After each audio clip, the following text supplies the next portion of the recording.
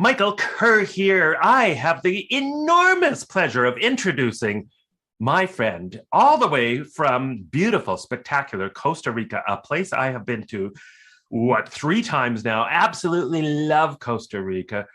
Richard Blank, how are you this morning, sir? I'm doing great, Poor Vida. Michael, it's great to see you again and to be on your show. Really happy to be here. Hey, thank you, Richard. It's awesome to have this conversation with you. And you are coming to us, yes, from Costa Rica, right? Lucky you.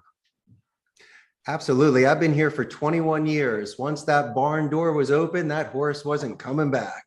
When I was 27, I had the opportunity to move here and work for a couple months at a friend of mine's call center. And I took the opportunity and decided that I loved it here and wanted to make a life in Central America. So I rolled the dice and here we are today. And I'm known as the CEO of Costa Rica's call center since 2008. And you rolled the dice and it clearly came up, sevens, right? Because that's a pretty amazing transition you've made there.